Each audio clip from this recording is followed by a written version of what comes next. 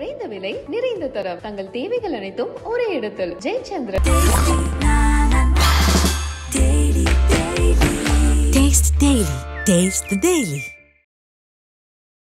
சட்டம் ஒழுங்கு தப்பாக இருந்ததுனால தான் இது நடக்குது. இதில் வந்து கொலைகாரனை கண்டுபிடிக்கிறதோ கொலைக்கான காரணங்களை கண்டுபிடிக்கிறத விட இதில் எனக்கு என்ன விளம்பரம் கிடைக்குதுங்கிற கூட்டம் தான் இன்றைக்கி ஜாஸ்தி இருக்குது. தமிழ்நாட்டில் அதுதான் நடந்துக்குது. விக்கிரவாண்டி எலெக்ஷன் முடிகிறவங்களும் இது பேசிக்கிட்டு இருப்பாங்க. ஆம்ஸ்ட்ராங் கொலைக்கு என்ன பதில்? அப்போ தானே ஓட்டு இது பண்ண முடியும்.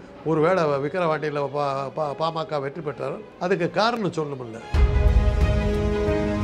10 வருஷமாக வந்து பாஜக ஆதரவில் இருந்த அதிமுக ஆட்சி நடந்ததுங்க. அவங்க போட்ட அதிகாரிகள் தாங்க இன்னும் உட்காந்துருக்காங்க. இவங்க ஆட்சிக்கு வந்து 3 வருஷம் தாங்க ஆகுது. அந்த அதிகாரிகள் அந்த விசுவாசத்தை காட்ட மாட்டானா? உண்மையான குற்றவாளிகள் உங்களுக்கு தெரியும்னா விக்கிரவாண்டி எலெக்ஷன் முடிஞ்ச பிறகு தான் கள்ளச்சாராயம் காய்ச்சணும் யாருங்கிறது தெரியும், இந்த கொலைக்கு காரணம் யாருங்கிறது தெரியும். அதுக்கு அடுத்த அப்படி இனிமேல் நடக்க போகிற கொலைகளுக்கு யாருங்கிறது அப்புறம் தான் தெரியும். இதுக்குள்ளார இன்னும் 2-3 கொலைகள் நடக்கும். எலெக்ஷனில் நான் ஜெயிக்கணுங்க, 40க்கு 40 வெற்றி பெற்றேன்னு நீங்கள் சொல்லிட்டீங்க. விடுவனா 40க்கு 40 பாரு என்ன பண்ணுறேன் பாரு.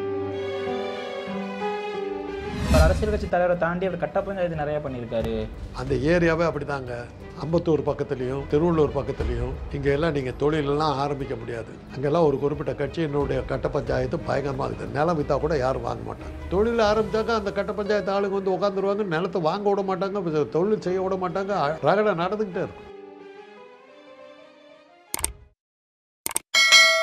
எல்லாமே நல்லா இருக்கும், எல்லாருக்கும் பிடிக்கும். சென்னை சில்க்ஸின் தரமான ஆடி, பெருமை மிக ஆடி. வணக்கம் சார். பகுஜன் சமாஜ் கட்சி தலைவர் அவர்கள் வெட்டி கொலை செய்யப்பட்டார். அதை பற்றி உங்கள் கருத்து என்ன சார்? துர்பாக்கியமான சம்பவம். அதில் எந்த சந்தேகமும் கிடையாது. போலீஸ் இன்னும் ஜாக்கிரதையாக இருந்துருக்கணுங்கிறதெல்லாம் நம்ம வழக்கமாக சொல்கிறதெல்லாம் சொல்லலாம். இது கொலைகள் நடந்துக்கிட்டு தான் இருக்கும்.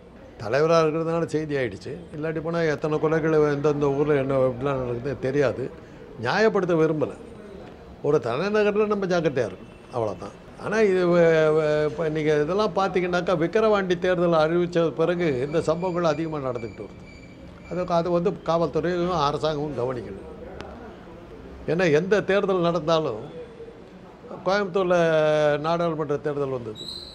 கோயம்புத்தூரில் வெடிகுண்டு 30 பேர் இருந்தாங்க. ஜெயலலிதா அத்வானி கூட்டணி வெற்றி. ராஜீவ்காந்தி தேர்தலுக்கு முன்னாடி வெடிகுண்டு, ஜெயலலிதா அந்த பக்கமே வரல, ஜெயலலிதா வெற்றி. இதெல்லாம் பார்க்கும்போது நீங்கள் 40க்கு 40 வெற்றின்னு நீங்கள் சொல்லிக்கிட்டு இருந்தீங்க. விக்கிரவாண்டி தேர்தலுக்கு முன்னாடி இது பார்த்தீங்கன்னா ஒரு இது பார்த்தீங்கன்னாக்கா விக்கிரவாண்டி தேர்தல் வேட்புமனு தாக்கின மறுநாள்லேருந்து இந்த சம்பவங்கள் ஆரம்பிக்கும்.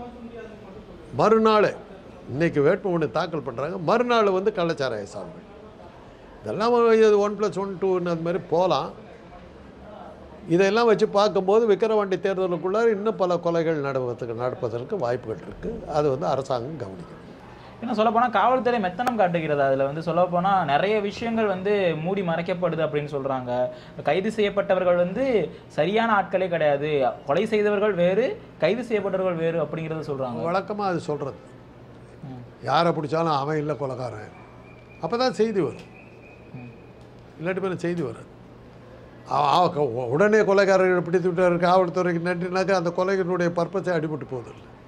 இதை வச்சு 1 மாதம் ஓட்டணுமில்ல, அதெல்லாம் தேவையில்லை.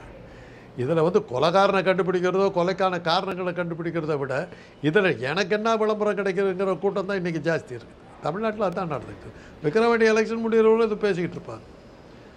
தேர்தல் அன்றைக்கி சொல்லணுமில்ல, ஆம்ஸ்ட்ராங் கொலைக்கு என்ன பதில், கள்ளச்சாராய சாவுக்கு என்ன பதில் அப்படிங்கிறதெல்லாம் கேட்கணும். அப்போ தானே ஓட்டு இது பண்ண முடியும். ஒரு வேளை விக்கிரவாண்டியில் பாமக வெற்றி பெற்றாலும் அதுக்கு காரணம் சொல்லணுமில்ல. மக்கள் ஓட்டு போடாமல் எப்படி ஜெயிச்சான்னு கேட்க முடியாதுல்ல.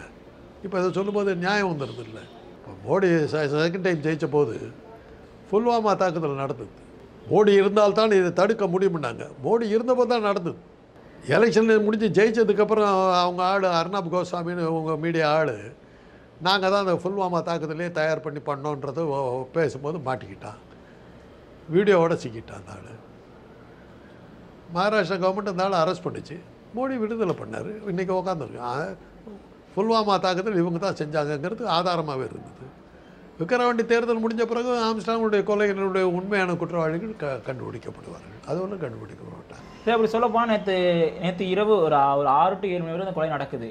9லேருந்து 10 மணிக்குள்ள காவல்துறை அறிக்கை விடுத்து கைது செய்யப்பட்டது 8 பேர் கைது செஞ்சிருக்கோம் அப்படின்னு சொல்லிட்டு அவர்களிடம் இருந்து நாட்டு வெடிகுண்டுகளும் கத்தி எல்லாம் பறிமுதல் செஞ்சிருக்கோம் அப்படிங்கிறாங்க. ஆனா அந்த ஊர் மக்கள் அந்த தெரு மக்கள்லாம் சொல்றாங்க கிடையாது, கொலை செய்தவர்கள் வந்து ரொம்ப சின்ன வயசு பசங்க, அவங்க வந்து ஜொமோட்டோ அதுமே கொடுக்க வர மேல கொலை செஞ்சிருக்காங்க அப்படின்னு சொல்றாங்க. இது காவல்துறை வந்து வேணும்னே வந்து உடனே அந்த பெருசா போயிடுவோம் சொல்லி காவல்துறை கைது செய்யறாங்களா? அது எப்படி இருக்கலாம் என்ன இப்போ அப்படி பிடிக்கலன்னு வச்சுங்க, என்ன கேட்டிருப்பீங்க?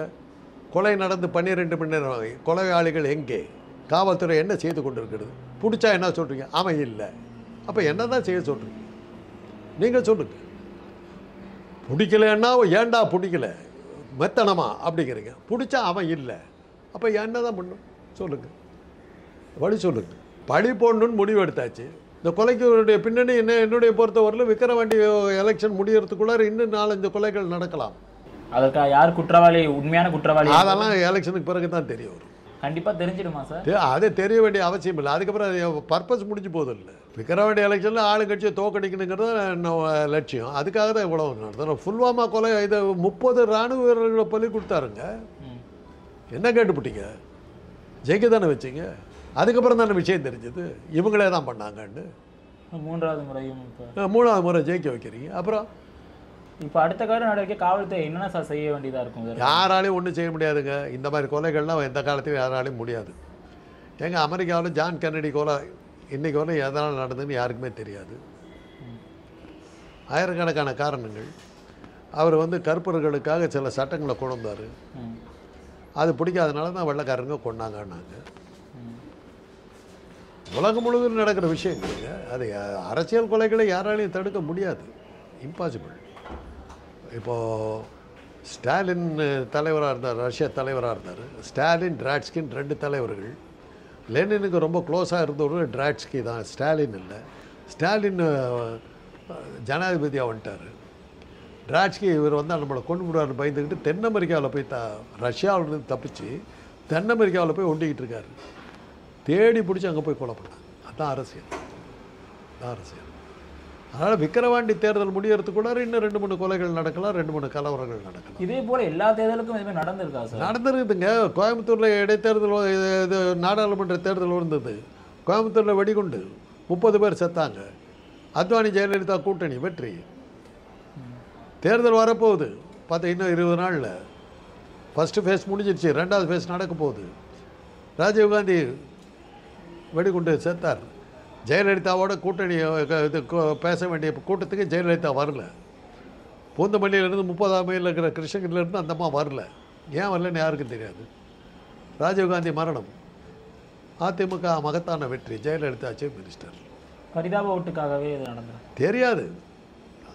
அவ்வளோதான். இதெல்லாம் எலெக்ஷன் டைமில் இதெல்லாம் எதிர்பார்த்தது தான். நாங்கள் என்னுடைய பதிவுகள்லாம் எடுத்து பாருங்கள். நாடாளுமன்ற தேர்தல் வரதுக்கு முன்னாடி பல கொலைகள் நடக்கும், ஜாக்கிரதையாக இருங்க. பல தலைவர்கள் ஜாக்கிரதையாக இருங்க, உங்களுக்கு ஆபத்து இருக்குது, வெற்றி பெறதுக்காக எதை வேணாலும் செய்வாங்கன்னு. இந்த தடவை அவரால் முடியல. மணிப்பூரில் வச்சு மாட்டிக்கிட்டார் மோடி, பேக் ஃபயர் ஆகிடுச்சு. அதுக்கப்புறம் அவங்களால இந்த தடவை வந்து ஒரு தீவிரவாத தாக்குதல் அவங்களால நடத்த முடியல. இல்லை நிறைய பேர் இது என்னன்னா, அவர் அரசியல் கட்சி தலைவரை தாண்டி அவர் கட்ட பஞ்சாயத்து நிறையா பண்ணியிருக்காரு. அந்த ஏரியாவே அப்படி தாங்க. அந்த ஏரியாவே அப்படி தான். அம்பத்தூர் பக்கத்துலேயும் திருவள்ளூர் பக்கத்துலேயும் இங்கே எல்லாம் நீங்கள் தொழிலெல்லாம் ஆரம்பிக்க முடியாது. அங்கெல்லாம் ஒரு குறிப்பிட்ட கட்சி என்னுடைய கட்ட பஞ்சாயத்து பயங்கரமாக இருக்குது. நிலம் விற்றா கூட யாரும் வாங்க மாட்டாங்க.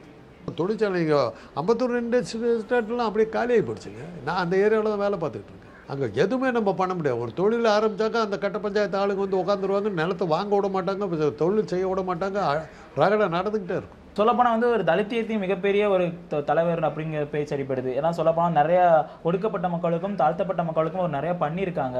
அவர் இன்று வந்து கொலை செய்யப்பட்டது வந்து சனாதனத்திற்கு வந்து ஒரு பெரிய ஒரு இதாக இருக்கும். மக்கள் வந்து சமத்துவமாக இப்போ வாழ்கிற இடத்துல வந்து இப்போ கொலை செய்யப்பட்டது வந்து பெரிய ஒரு இஷ்யூ அப்படி சொல்லி நிறைய விஷயத்தை வந்து விடுதலை சிறுத்தைகள் கட்சி தலைவர் திருமாவளவன் அவர்களும் பாரஞ்சித் அவர்கள் இயக்குனர் அவர்களும் சொல்லியிருக்காங்க. இப்படி தொடர்ச்சியாக கடந்த ஒரு சில மாதங்களாக வந்து வரிசையாக அந்த கட்சி சார்ந்த நிர்வாகிகள் விக்கிரவாண்டி தேர்தல் முடிகிறோடு இதெல்லாம் தொடர்ந்து நடந்துக்கிட்டு தாங்க இருக்கும். இன்னும் 10 நாள் இருக்கா?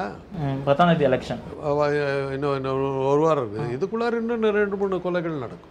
இதற்கெல்லாம் ஏன் சார் இப்படி நடக்குது? எலெக்ஷனில் நான் ஜெயிக்கணுங்க, 40க்கு 40 வெற்றி பெற்றேன்னு நீங்கள் சொல்லிட்டீங்க. விடுவனா 40க்கு 40?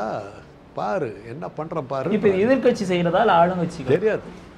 உண்மையான குற்றவாளிகள் உங்களுக்கு தெரியும்னா விக்கிரவாண்டி எலெக்ஷன் முடிஞ்ச அப்புறம் தான் கள்ளச்சாராயம் காய்ச்சணும் யாருங்கிறது தெரியும், இந்த கொலைக்கு காரணம் யாருங்கிறது தெரியும். அதுக்கு அடுத்த அப்படி இனிமேல் நடக்க போகிற கொலைகளுக்கு யாருங்கிறது அப்புறம் தான் தெரியும். 10 வருஷமாக வந்து பாஜக ஆதரவில் இருந்த அதிமுக ஆட்சி நடந்ததுங்க.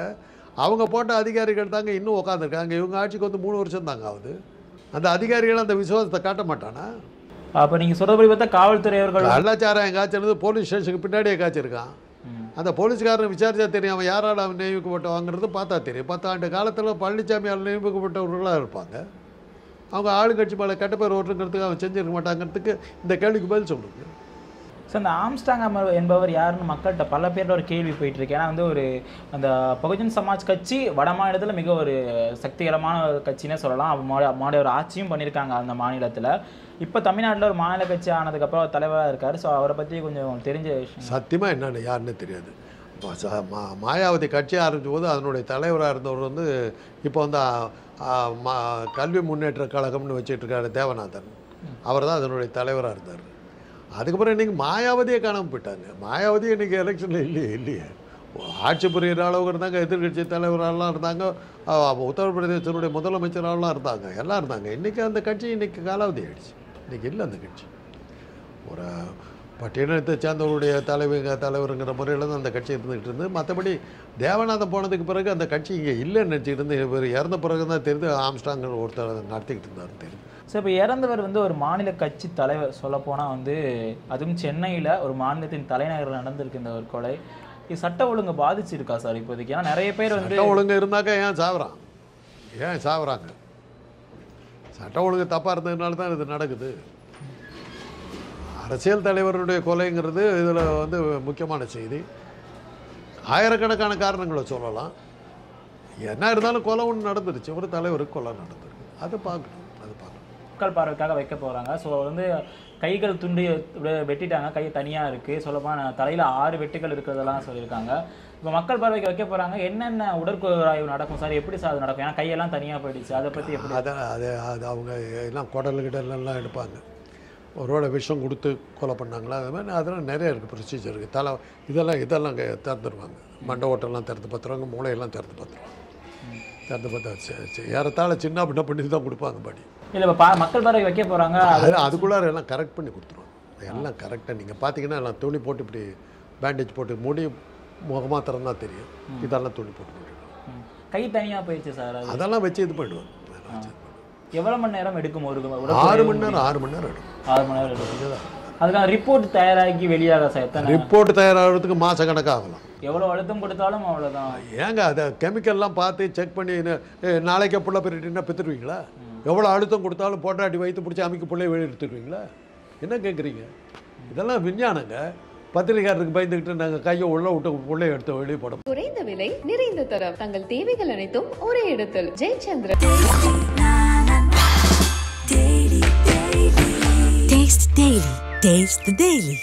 எல்லாமே நல்லா இருக்கும், எல்லாருக்கும் பிடிக்கும். சென்னை சில்க்ஸின் தரமான ஆடி பெருமை மிக ஆடி.